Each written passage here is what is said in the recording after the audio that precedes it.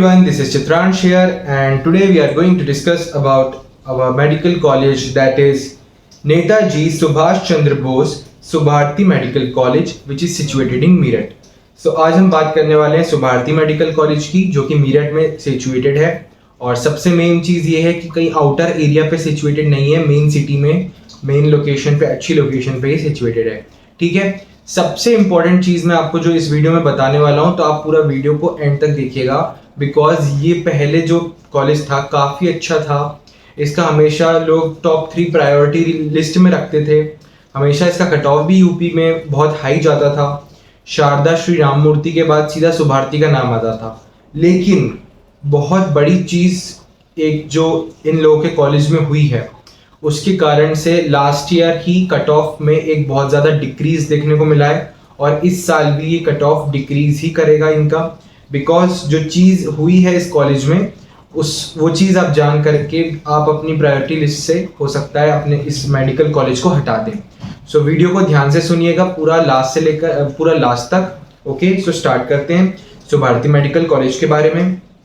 सबसे पहले मैं इसको बता दूं तो इसका एस्टेब्लिशमेंट जो हुआ था वो 1996 में हो गया था। ठीक है, सो पुराना मेडिकल कॉलेज है पूरा। इसका मतलब जैसा आप देखें, पेशेंट फ्लो भी बढ़िया सरकारी जैसा दिखता है, लोकेशन भी अच्छी है। मतलब एक होता है कि बंदा अपनी प्रायोरिटी लिस्ट में क्या क्या चीज़ें देख करके अपने सिलेक्शन पॉइंट ऑफ व्यू से कॉलेज को चुने, प्राइवेट मेडिकल कॉलेज को। तो सुभारती हमेशा उन चीज़ों में आगे रहता था, बट अब चीज़ें चेंज हो चुकी हैं। ठीक है, 1996 में इसका एस्टेब्लिशमेंट हुआ था। इसकी अगर मैं ट्यूशन फीस की बात करूं तो देखिए 11,85,133 ये इसकी ट्यूशन फीस है।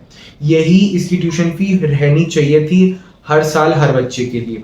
लेकिन अब कंडीशन क्या हो गई है, देखिए कंडीशन आप ध्यान से सुनना। इन लोगों ने बहुत सालों से माइनॉरिटी केस कर रखा था। ठीक है, Buddha minority case, Buddhist minority case. ठीक है, तो वो केस ये लोग फाइनली लास्ट ईयर जीत गए, जैसा कि ऑलरेडी प्रिडिक्टेड था कि ये लोग केस जीत जाएंगे। इतना पैसा वैसा लगाने के बाद ये लोग केस जीत गए, और इन लोगों ने 50% जो इनकी सीट्स थी, मतलब इनकी टोटल नंबर ऑफ सीट्स जो है मान लीजिए 200, तो 50% मतलब कि 100 सीट्स जो हैं वो बुद्ध माइनॉरिटी हो गई। मतलब जो बुद्धिस्ट बच्चे रहेंगे, रिलीजन के बेसिस पे ये लोग एडमिशन कर रहे हैं, मतलब जो बुद्ध बच्चे हैं उनका अलग क्राइटेरिया रहेगा, उनको कम नंबरों पे एडमिशन मिल जाएगा, उनको अलग फीस देनी पड़ेगी जो कि कम होगी, थोड़ी सी कम होगी लेकिन कम होगी, उनकी हर चीज़ अलग रहेगी। ठीक है, तो ये एक कंडीशन हो गई। दूसरी कंडीशन ये है कि आगे आने वाले टाइम पे वो जो बची हुई 50% सीट्स हैं वो भी बुद्ध माइनॉरिटी में ये लोग कन्वर्ट करने वाले हैं। ठीक है, तो अब सबसे बड़ा सवाल ये आता है कि जो बच्चे ऑलरेडी एडमिशन ले चुके हैं उनका क्या होगा। तो ध्यान से सुनिए, उनका ये होगा कि जो लोग मतलब ऑलरेडी जो एडमिशन ले चुके हैं, तो उसमें बहुत से बच्चे नॉन बुद्ध वाले भी होंगे, जो मतलब बुद्ध रिलीजन के नहीं होंगे, ऑब्वियसली बात है। तो वो लोग जनरल कैटेगरी के स्टूडेंट्स माने जाएंगे। ठीक है, मतलब नॉन बुद्ध माइनॉरिटी वाले जो बच्चे रहेंगे वो जनरल कैटेगरी में आएंगे। तो उनके लिए फिर ये होगा कि उनको फिर वो वाली फीस पे करनी पड़ेगी जो उनको मतलब इन लोगों ने अब इंक्रीज करके रख दी है। जैसे एडमिशन के टाइम पे उन लोगों ने 11,85,133 वाला फीस भरी थी। ठीक है, फर्स्ट ईयर में भी यही फीस भरी, ट्यूशन फीस, सेकेंड ईयर में भी यही ट्यूशन फीस भरी।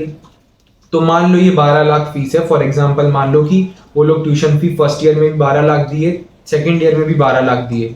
लेकिन थर्ड ईयर में मान लो कि 100% सीट्स माइनॉरिटी हो गई, तो अब क्या होगा, अब उनकी मतलब जो उनकी फीस है वो बढ़ करके मान लो 17 लाख हो गई। ठीक है, तो कितना गैप आ गया, 5 लाख का।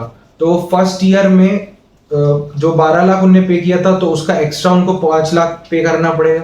सेकेंड ईयर में भी उन लोगों ने 12 लाख पे किया था, तो वो एक्स्ट्रा 5 लाख पे करना पड़ेगा। और थर्ड ईयर में तो उन लोगों को 17 लाख डायरेक्ट ही पे करना पड़ेगा। तो वो जो 10 लाख रुपए पिछले सालों के थे वो भी एक्स्ट्रा देने पड़ जाएंगे। तो ये बहुत खराब चीज़ है। ठीक है, ये साफ साफ उन लोगों ने अपने बॉन्ड में लिख रखा है। काफ़ी बच्चे एडमिशन लेते टाइम ये बॉन्ड पढ़ते नहीं हैं, उस पर साइन कर देते हैं, और फिर बाद में आकर के वो बहुत ज़्यादा पछताते हैं। सिक्योरिटी मनी, अब कोई सोचे कि हमारे पास तो इतना पैसा है ही नहीं, तो हम मतलब देंगे कैसे उस टाइम पे, अगर ये चीज़ कंडीशन अप्लाई हो गई तो तो सबसे बड़ी चीज़ है कि इन लोगों ने सिक्योरिटी मनी बहुत ज़्यादा रखवा लेनी है आपसे फर्स्ट ईयर में ही, उस सिक्योरिटी मनी से ही आप लोगों का पैसा काट लेंगे, ठीक है।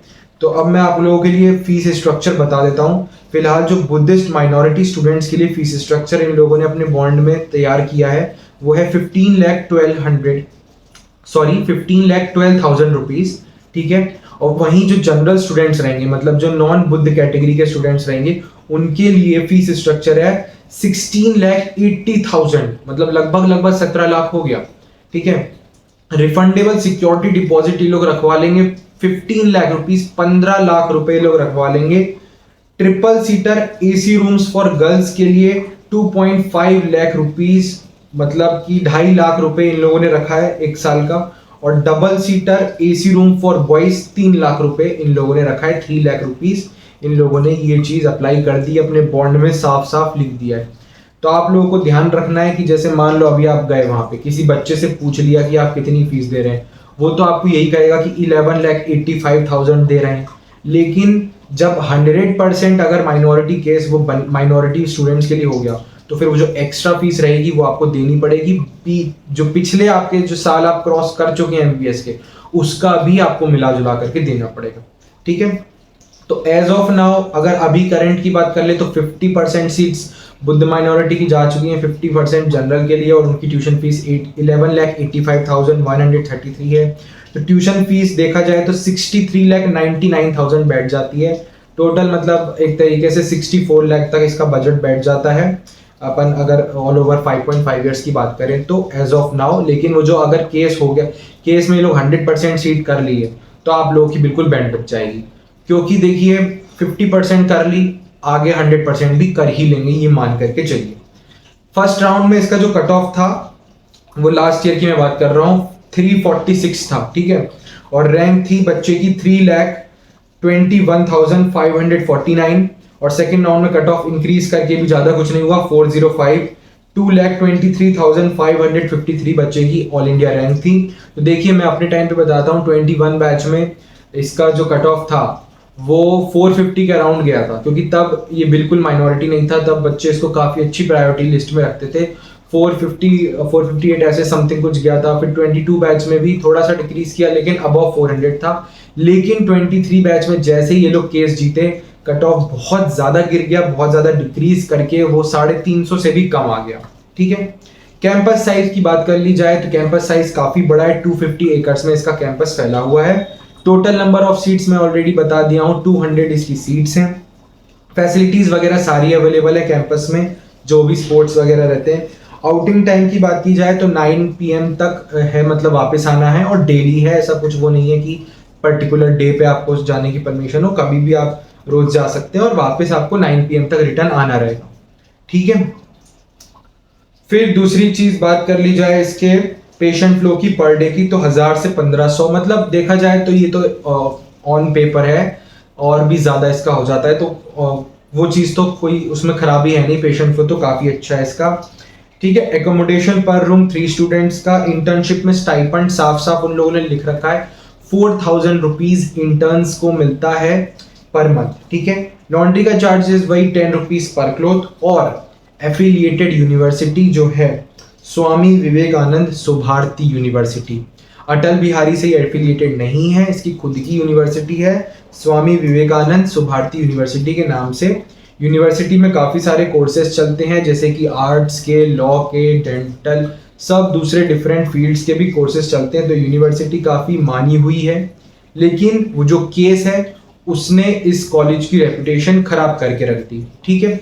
अब ये लोग मतलब ये नहीं देख रहे हैं स्टूडेंट्स मतलब मार्क्स के बेसिस पे, मेरिट बेसिस पे अच्छे स्टूडेंट्स का एडमिशन हो, कुछ नहीं, मनी माइंडेड हो चुकी हैं ये लोग, और इन लोगों को अब सिर्फ पैसा कमाने से मतलब है, सब इन लोगों ने खराब कर दिया है, ठीक है। एक और बड़ी चीज जो मैं आपको बताने जा रहा हूँ इस कॉलेज के बारे में, वो है 2 साल का रूरल सर्विस बॉन्ड। ये भी साफ साफ इन लोगों ने बता रखा है कि आप अपना MBBS कंप्लीट करके, UG कंप्लीट करके 2 साल गांव में, विलेज में, रूरल में पोस्टेड रहेंगे, वहां पे आपको सर्विस बॉन्ड कंप्लीट करना पड़ेगा, अदरवाइज फाइन लग जाएगा आपके ऊपर अगर आप कंप्लीट नहीं करेंगे। जो भी यूपी के स्टेट ने क्राइटेरिया बना रखा है, उस क्राइटेरिया के बेसिस पे आपको फाइन लग जाएगा फाइन की बात एक और मैं आपको बता देता हूँ, मान लो कोई बच्चा फेल हो जाता है अपने प्रोफेशनल यूनिवर्सिटी एग्जाम्स में, तो ये लोग 1/3 फीस चार्ज करेंगे उस बच्चे से जो कि ट्यूशन फी वो पे कर रहा है।